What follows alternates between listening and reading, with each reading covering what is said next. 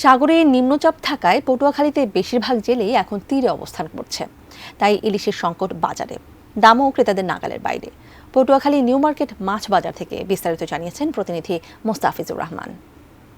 এখন দাঁড়িয়েছি পটুয়াখালীর নিউ মার্কেটে মাছ বাজারে। আপনি যেটি জানতে চেয়েছিলেন যে ইলিশ মাছের বাজারে, তা আমি এখন বাজারে এসেছি ইলিশ মাছের, কিন্তু বাজারে দেখেছি যে আসলে ঝাটকা মাছের সরবরাহটাই বাজারে কিন্তু বেশি রয়েছে, এবং যে বড় যে মাছগুলো সেগুলো কিন্তু একেবারেই কম। টোটাল বাজারে আমি ঘুরেছি, সাগরের নিম্নচাপের কারণে কিন্তু বড় যে জেলে ট্রলারগুলো তারা কিন্তু সাগর থেকে উঠে এসেছে, যার কারণে কিন্তু বড় মাছগুলো বাজারে আমরা লক্ষ্য করছি না, এবং ছোট ছোট যে ট্রলারগুলো রয়েছে সেই ট্রলারগুলো কিন্তু আসলে ওই যে বেন্দি জাল দিয়ে কিন্তু ছোট ঝাটকা মাছগুলো ধরা পড়ছে, এবং সেগুলো কিন্তু আমরা বাজারে লক্ষ্য করছি।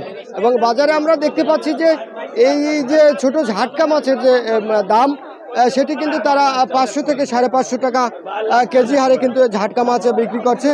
এবং বড় যে মাছগুলো রয়েছে একেবারেই মানে কম, যে বড় মাছগুলো রয়েছে 1 কেজি ওয়েটের, সেই মাছগুলো কিন্তু 1800 থেকে 2000 টাকা কেজি হারে কিন্তু আসলে বিক্রি করছে।